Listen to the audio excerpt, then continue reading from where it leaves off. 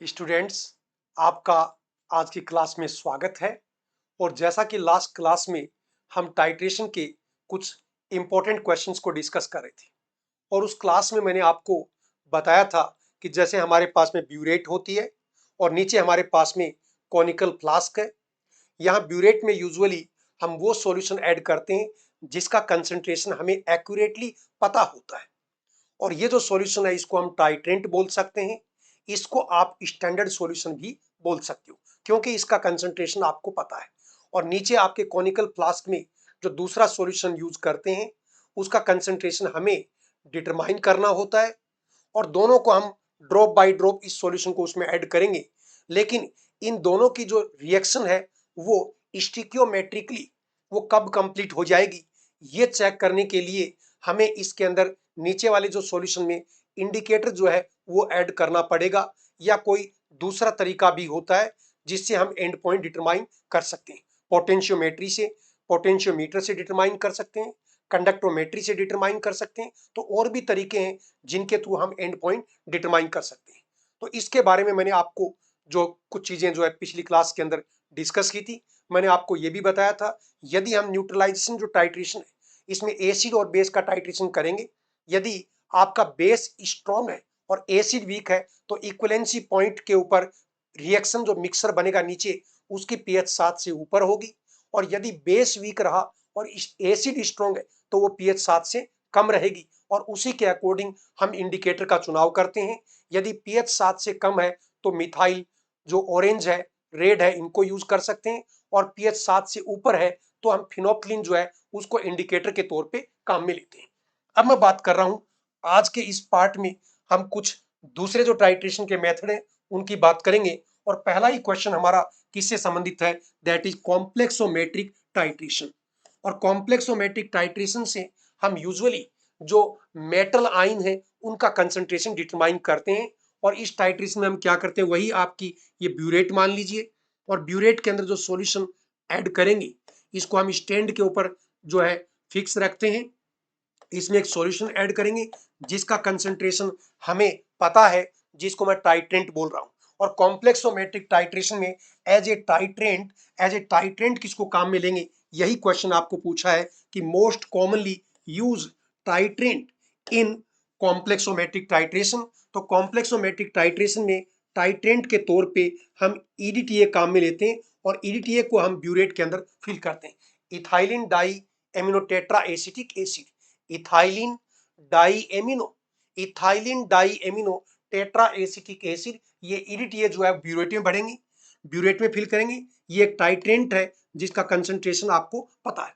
और नीचे यहाँ पे आपके पास में कॉनिकल फ्लास्क लीजिए और इसके अंदर क्या भरेंगे, इसमें एनालाइट है। और जो कॉम्प्लेक्सोमेट्रिक टाइट्रेशन है ये मेटल आयन के कंसंट्रेशन को डिटरमाइन करने में काम में आता है।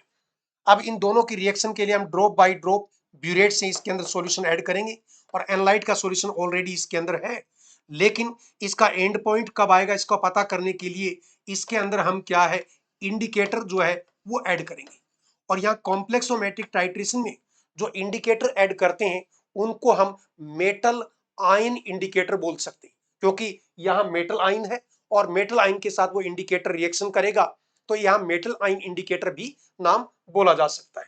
और दूसरा क्वेश्चन यही आपसे पूछा है कि metal ion indicator used in complexometric titration. तो कॉम्प्लेक्सोमेट्रिक टाइट्रेशन में कौन से मेटल आयन इंडिकेटर काम में लेते हैं और सिंपल यदि लिखे कि कौन सा इंडिकेटर काम में लेते हैं तो भी आपका आंसर तो यही है।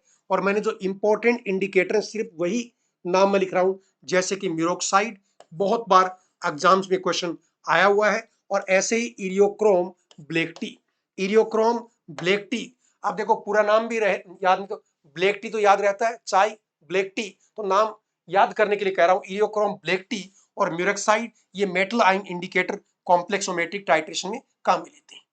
अब मैं एक और टाइट्रेशन की बात करूंगा जो कैसा है, नॉन एक्वस टाइट्रेशन। और क्वेश्चन है कि non aqueous titration is based on, ये नॉन एक्वस टाइट्रेशन किसके ऊपर बेस्ड है, तो याद रखना ये Bronsted and Lowry, Bronsted and Lowry theory के ऊपर बेस्ड है। और ये आपने एक तरह की ये एसिड बेस्ड थ्योरी है जो आपने 12th में और बी फार्मा डिप्लोमा में पढ़ी होगी कि ब्रोस्टेन लोरी थ्योरी ये एसिड बेस्ड थ्योरी है और आपका नॉन एक्वस टाइट्रेशन इस थ्योरी पे बेस्ड है। और ये ब्रोस्टेन लोरी दो लोग थे, इनकी थ्योरी क्या कहती है? इनकी थ्योरी के अकॉर्डिंग एसिड कौन है? एसिड वो है जो प्रोटॉन डोनर है। तो आप कहेंगे सर ये तो हम जानते हैं कि जो एच आइन को डोनेट करता है, प्रोटॉन का मतलब क्या है? जो एच आइन को डोनेट करता है वो एसिड है। लेकिन इस थ्योरी के अकॉर्डिंग बेस क्या है? बेस वो है जो प्रोटॉन को क्या करता है? एक्सेप्ट करता है।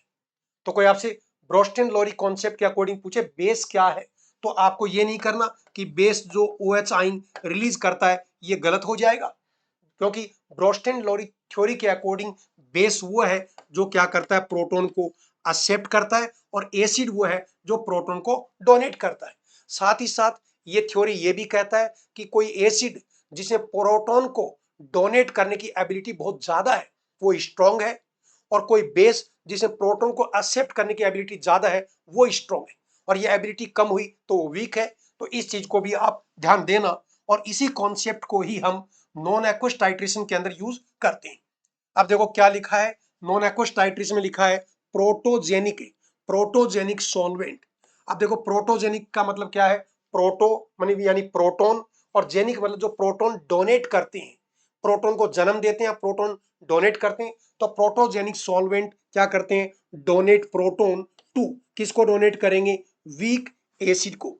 तो आपने कहा वीक एसिड क्या करता है? वीक एसिड प्रोटॉन को लेता है, लेकिन उसको प्रोटॉन को एक्सेप्ट करने की एबिलिटी उसकी वीक होती है, तभी वो वीक एसिड है। लेकिन यदि वीक एसिड का सॉल्यूशन हम प्रोटोजेनिक सॉल्वेंट में बनाएं तो जबरदस्ती उसको प्रोटॉन दे देंगे, तो प्रोटॉन उसको जबरदस्ती देंगे तो वीक एसिड की प्रोटॉन को एक्सेप्ट करने की एबिलिटी बढ़ गई, और उससे वो वीक एसिड जो है वो स्ट्रॉन्ग एसिड जैसा बिहेव करेगा, जिसको हम लेवलिंग एक्शन बोलते हैं। तो क्या लिखा है कि protogenic solvent donate proton to weak base and weak base, क्योंकि हाँ सॉरी, बेस का काम है प्रोटॉन को एक्सेप्ट करना, और वीक बेस जो है वो प्रोटॉन को धीरे एक्सेप्ट करेगा। लेकिन यदि प्रोटोजेनिक सॉल्वेंट में सॉल्यूशन बनाया तो ये जबरदस्ती उसको प्रोटॉन देके उस वीक बेस को स्ट्रॉन्ग बेस जैसा बिहेव करेंगे। थोड़ा मैं बीच में शायद गलत बोल गया तो करेक्ट कर लेना। और इससे क्या होगा? इनहांस इट्स क्या है? Basic nature. और सेम कॉन्सेप्ट है जो आपके एसी पे भी लागू होगा। जैसे क्या लिखा है? Protophilic solvent. अब देखो प्रोटोफिलिक, प्रोटो का मतलब प्रोटॉन, फिलिक का मतलब प्रोटॉन लविंग, ये सॉल्वेंट प्रोटॉन खुद लेते हैं, प्रोटोफिलिक है। तो प्रोटोफिलिक सॉल्वेंट एक्सेप्ट प्रोटॉन, यहां लिखना है from from weak weak acid. ये क्योंकि वीक एसिड है इसका काम है प्रोटॉन को देना, लेकिन ये धीरे देगा क्योंकि ये वीक है, प्रोटॉन डोनेट करने की एबिलिटी इसकी पुअर है। लेकिन यदि वीक एसिड का सॉल्यूशन आपने प्रोटोफिलिक सॉल्वेंट में दिया तो ये प्रोटोफिलिक सॉल्वेंट इससे प्रोटॉन छीन लेंगे और प्रोटॉन इससे खींच लेंगे, तो ये वीक एसिड है, ये वीक नहीं रहेगा, ये स्ट्रॉन्ग एसिड जैसा बिहेव करेगा, और इससे इसकी एसिडिक नेचर क्या है? बढ़ जाएगी, जिसको हम क्या बोलते हैं? Levelling action. तो ये क्वेश्चन आता है एंड इनहांस इट्स क्या है? It's acidic nature. तो कहने का मतलब ये है कि यदि हमें कोई वीक एसिड है और उसका टाइट्रेशन करना है तो उसके लिए जो सॉल्वेंट लेंगे वो प्रोटोफिलिक लेंगे, ताकि इसके प्रोटॉन को खींच के वीक को वो स्ट्रॉन्ग बना दे। और इसका उल्टा यदि कोई बेस वीक है यानी प्रोटॉन को कम एक्सेप्ट करता है तो हम ऐसा सॉल्वेंट के अंदर उसका सॉल्यूशन बनाएंगे जो उसको प्रोटॉन डोनेट कर करके उसकी बेसिक नेचर को बढ़ा दे, उसको बोलते हैं उसकी बेसिक नेचर बढ़ जाएगी। तो दोनों ही केस में क्या हो रहा है? लेवलिंग एक्शन हो रहा है। और इसलिए आप कहेंगे कि वीक एसिड और वीक बेस का टाइट्रेशन यदि किसी दूसरी टेक्निक से करते तो जो एंड पॉइंट है वो पुअर आता। लेकिन नॉन एक्वस टाइट्रेशन के अंदर हम प्रोटोजेनिक और प्रोटोफिलिक सॉल्वेंट लेके वीक एसिड और वीक बेस की जो प्रॉपर्टी है उसको इनहांस कर देते हैं, उनको स्ट्रॉन्ग एसिड और स्ट्रॉन्ग बेस जैसा बिहेव करवाते हैं, जिसको लेवलिंग एक्शन जो है आप कहते हैं। अब मैं कुछ एग्जाम्पल दे रहा हूं, ये एग्जाम्पल तो आप समझ जाएंगे कि example of protogenic solvent. A protogenic solvent use in non aqueous titration. तो आप तो सिंपल याद कर लीजिए कि प्रोटोजेनिक सॉल्वेंट के एग्जाम्पल ये दिख ही रहा आपको, HCl है, ये प्रोटॉन को डोनेट करेगा, स्ट्रॉन्ग एसिड है, ये सल्फ्यूरिक एसिड है, ये भी क्या करेगा, प्रोटॉन को डोनेट करेगा, तो ये प्रोटोजेनिक सॉल्वेंट है। इसका उल्टा और बात करें, protophilic, example of protophilic solvent. Protophilic solvent का एग्जाम्पल क्या है, जो प्रोटॉन खुद लेंगे, क्योंकि प्रोटो और फिलिक मतलब प्रोटॉन लविंग करेक्टर है, प्रोटॉन खींचेंगे। और ये क्या है, जिसके अंदर अमोनिया है, जिसमें अमाइंस हैं, अमोनिया, एमाइन। ये पायरिडीन कई बार पूछा हुआ है, पायरिडीन, एसीटोन, ये क्या है आपके प्रोटोफिलिक सॉल्वेंट जो है वो होते हैं। इसके बाद में नेक्स्ट एग्जाम्पल है, example of aprotic solvent. Aprotic मतलब एब्सेंट, ये कोई प्रोटॉन ना तो लेते हैं ना देते हैं, तो ये क्या है, एप्रोटिक सॉल्वेंट। तो कोई डायरेक्टली आपसे पूछ ले कि aprotic solvent use in non aqueous titration, क्योंकि नॉन एक्वस टाइट्रेशन का नाम आते ही वो इन सॉल्वेंट पे ही क्वेश्चन आता है। तो एप्रोटिक यानी वो सॉल्वेंट जो प्रोटॉन ना तो लेंगे ना देंगे, नाम ही कह रहा है। इसके एग्जाम्पल क्या है, तो जैसे कि क्लोरोफॉर्म है, कार्बन टेट्राक्लोराइड है, डाइऑक्सेन है, इसी तरह से बेंजीन और टूलिन है। तो आप कहेंगे फिर इनको क्यों काम में लेते हैं, तो नॉन एक्वस टाइट्रेशन में यदि कोई हमें कोई डाइल्यूशन करना हो रिएक्शन का, यानी कोई सॉल्यूशन उसको डाइल्यूट करना हो, तो हमें एप्रोटिक सॉल्वेंट उसके अंदर हम ऐड कर सकते हैं। और लास्टली एक क्वेश्चन ये भी आता है, एम्फीफिलिक। एम्फीफिलिक का मतलब क्या है, ये वो सॉल्वेंट हैं जो प्रोटॉन ले भी सकते हैं और जो प्रोटॉन दे भी सकते हैं, तो इसलिए लिखा है एम्फीफिलिक। तो एम्फीफिलिक वर्ड कहीं भी आए तो आपको यही करना है कि वो प्रोटॉन ले भी सकते हैं, दे भी सकते हैं, दोनों भी है। Solvent use in non aqueous titration, तो इसका एग्जांपल है एथेनॉल और एसिटिक एसिड। इसके बारे में ज्यादा पूछा जाता है। तो देखो CH3COOH, ये एसिटिक एसिड है और आपको दिख रहा है ये प्रोटॉन दे भी सकता है, एच आइन को रिलीज भी कर सकता है, और ये एच आइन रिसेप्ट करके ऐसे भी हो जाता है। तो ये आप कहेंगे ये कैसा है, एम्फीफिलिक। तो देखो नॉन एक्वस टाइट्रेशन का नाम आते ही यहाँ ये इन सॉल्वेंट के बारे में क्वेश्चन आता है। मैंने एक आपको क्या बताया, दैट इज प्रोटोजेनिक। प्रोटोजेनिक जो प्रोटॉन क्या है, देंगे। दूसरा दूसरा मैंने क्या कहा, दैट इज प्रोटोफिलिक। फिलिक का मतलब लविंग करेक्टर, ये खुद प्रोटॉन क्या है, लेंगे। और फिर मैंने आपको कहा एप्रोटिक सॉल्वेंट, ना तो लेंगे ना देंगे। और लास्ट में मैं ये कह रहा हूं दैट इज एम्पीफिलिक, जिसके अंदर ये प्रोटॉन ले भी सकते हैं, दे भी सकते हैं, सिचुएशन पे डिपेंड जो है करता है। इसमें एसिटिक एसिड और एथेनॉल जो है वो आते हैं। अब नेक्स्ट मैं चलता हूं ग्रेविमेट्रिक टाइट्रेशन में। और जैसे ही ग्रेविमेट्री का नाम आता है, आपको पता है हमारे अर्थ की क्या है, ग्रेविटी है। और अर्थ की ग्रेविटी के कारण से हमारा एक वजन होता है।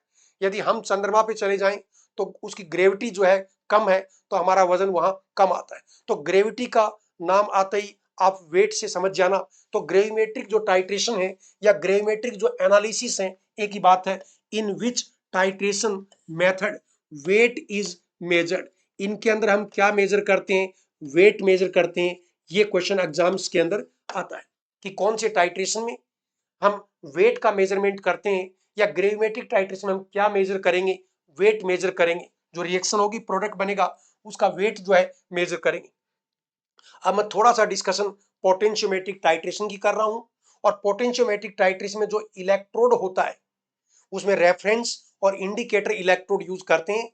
उस इलेक्ट्रोड का जो पोटेंशियल है वो कौन सी इक्वेशन से देते हैं, ये क्वेश्चन एग्जाम में आता है। तो देखो electrode potential is given by Nernst equation. ये नाम आपको याद रखना, बहुत इंपॉर्टेंट क्वेश्चन है। नर्स्ट इक्वेशन, इलेक्ट्रोड पोटेंशियल कौन सी इक्वेशन से देंगे, नर्स्ट इक्वेशन से देंगे। अब इसके बाद में पोटेंशियोमेट्री के अंदर एक रेफरेंस इलेक्ट्रोड काम में आता है, स्टैंडर्ड रेफरेंस इलेक्ट्रोड बोल दीजिए। तो देखो commonly use reference, reference electrode इन पोटेंशियोमेट्री, पोटेंशियोमेट्री बोल दीजिए, पोटेंशियोमेट्रिक टाइट्रेशन बोल दीजिए। उनके अंदर मोस्ट कॉमनली रेफरेंस इलेक्ट्रोड या स्टैंडर्ड इलेक्ट्रोड के तौर पे हम क्या काम में लेते हैं, तो देखो कैलामल, कैलामल इलेक्ट्रोड जो है इसको काम में लेते हैं। इसके बाद में एक क्वेश्चन और है इसके अंदर, क्या most commonly use indicator electrode, most commonly use indicator electrode इन पोटेंशियोमेट्री। पोटेंशियोमेट्री में रेफरेंस इलेक्ट्रोड के तौर पे मैंने कहा मोस्ट कॉमनली कैलामल काम में लेते हैं, हालांकि रेफरेंस इलेक्ट्रोड में सिल्वर क्लोराइड इलेक्ट्रोड भी आता है, लेकिन कॉमन नाम आए तो वही ऑप्शन में आएगा। दूसरा, इंडिकेटर इलेक्ट्रोड के तौर पे क्या लेते हैं, ये क्वेश्चन भी बहुत बहुत इंपॉर्टेंट है। तो most commonly use indicator electrode इन पोटेंशियोमेट्री या पोटेंशियोमेट्रिक टाइट्रेशन, तो आपको बोलना है ग्लास मेम्ब्रेन। ये वर्ड भी ध्यान रखना, मेम्ब्रेन, यहां से क्वेश्चन आया मेम्ब्रेन वर्ड पे। ग्लास मेम्ब्रेन इलेक्ट्रोड जो है ये मोस्ट कॉमनली इंडिकेटर इलेक्ट्रोड के तौर पे काम में आता है। तो ये मैंने कोशिश की है कि जितने भी टाइट्रेशन है उनका जो इंपॉर्टेंट पार्ट जो है वो मैं बता पाऊं, क्योंकि सारा तो डिस्कशन करना मुश्किल है। और यदि आपको फार्मेसी में क्वालिटी एजुकेशन चाहिए तो आप हमारे साथ में जुड़ सकते हैं। और इसी के साथ ही मैं आपसे विदा लेता हूं और नेक्स्ट टाइम आपसे मिलता हूं।